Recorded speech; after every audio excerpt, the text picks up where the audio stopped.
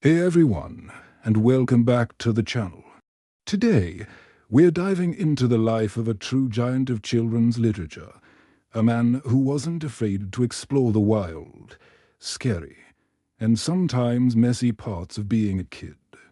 We're talking about the one and only Maurice Sendak, the genius behind the masterpiece, Where the Wild Things Are. You've probably seen those iconic images: a boy named Max in a wolf suit, a forest growing in his room, and those wonderfully grumpy, lovable monsters. This book has been a staple in children's bedrooms for over 60 years. But the story behind its creation, and the man who brought it to life, is just as fascinating as the wild rumpus itself. Maurice Sendak was born in Brooklyn, New York, in 1928, to Polish Jewish immigrant parents. His childhood was far from idyllic. He was a frail and sickly kid, often confined to his bed. This isolation, however, fueled his imagination. He spent hours watching the world from his window, observing the people in his neighborhood, sketching them, and creating stories. His family life was also a huge influence. He was the youngest of three, and his parents, who had lost much of their family back in Europe during the Holocaust, carried a deep sadness. Sendak once said he grew up with the shadow of the shtetl hanging over his home. This sense of loss, anxiety, and the very real dangers of the world seeped into his consciousness and, later, into his art. He understood from a very young age that life wasn't always safe or happy, a theme that would become central to his work. One of his earliest and most profound influences was actually Walt Disney. When he was just 9 years old, he saw Snow White and the Seven Dwarfs and was absolutely mesmerized. He saw it again and again, and it sparked a lifelong love for animation and storytelling. He even had a famous encounter with a Mickey Mouse toy in a store that became a defining moment for him. He realized that this character, this piece of art, had a powerful, almost magical life of its own. Sendak knew he wanted to be an artist. After high school, he took classes at the Art Students League of New York and got a job creating window displays for the famous toy store, F. A.O. Schwartz. This was a crucial period. While working there, he met Ursula Nordstrom, the legendary children's book editor at Harper and Brothers. She saw his talent immediately and gave him his first big break, illustrating a book called The Wonderful Farm in 1951. For the next decade, Sendak became a prolific illustrator, lending his unique style to dozens of books by other authors. His drawings were different. They weren't always cute or sanitized. They had a certain grit, an emotional depth that was rare in children's books at the time. He drew children as they really were, sometimes mischievous, sometimes angry, sometimes sad. But Sendak had his own stories to tell. In 1963, after years of illustrating for others, he published the book that would change everything, Where the Wild Things Are. The story is simple but profound. A boy named Max, misbehaving and sent to his room without supper, imagines his bedroom transforming into a jungle. He sails to an island inhabited by giant, fearsome creatures, the wild things. But instead of being scared, Max tames them with a magic trick of staring into their yellow eyes without blinking once. They make him king, and they have a wild rumpus. But eventually, Max feels lonely and wants to be where someone loved him best of all. He sails back to his room to find his supper waiting for him, still hot. When it was first released, Where the Wild Things was incredibly controversial. Some librarians, psychologists, and parents were horrified. They thought the book was too dark, too scary.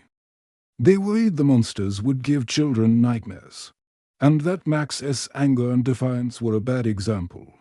The book was banned in many libraries, but Sendak stood his ground. He knew he was tapping into something real. He argued that children experience powerful emotions like anger and frustration, and it was dishonest to pretend they didn't. He said, "You cannot write for children. They are much too complicated.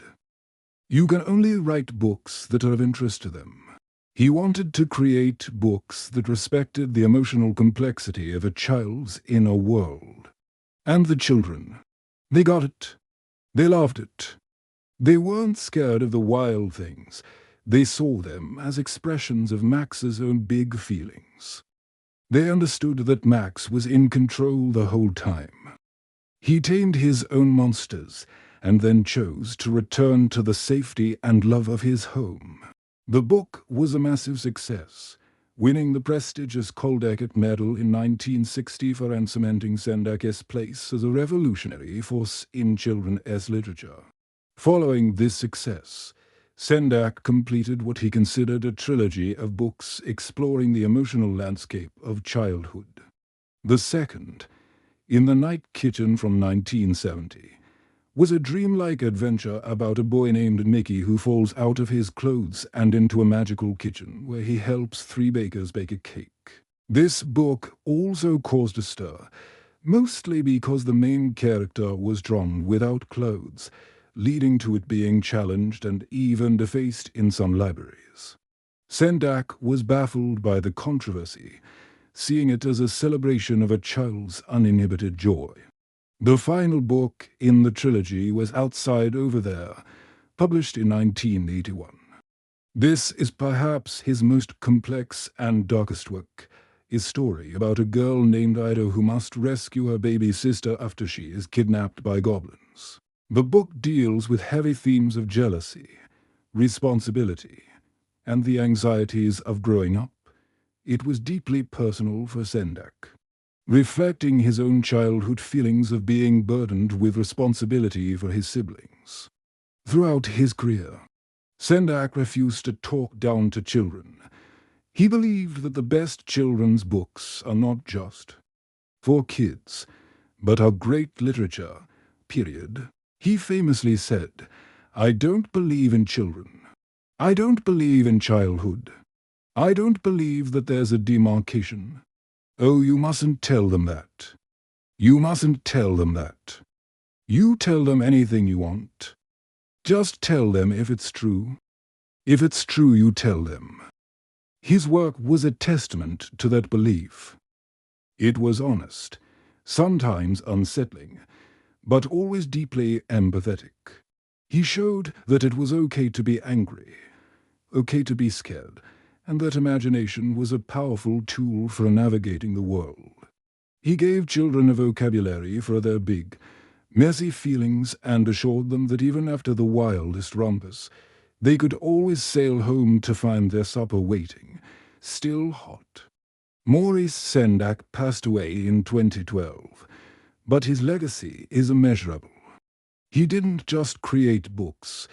He created entire worlds that millions of us have had the pleasure of visiting. He taught us that it's in the wild and tamed places of our imagination that we often find our truest selves. So next time you see that familiar cover with Max and a wild thing, take a moment to appreciate the man who dared to sail there first. Thanks so much for watching. If you enjoyed this look into the life of a literary legend, please give this video a thumbs up and consider subscribing for more stories behind the art we love. See you next time.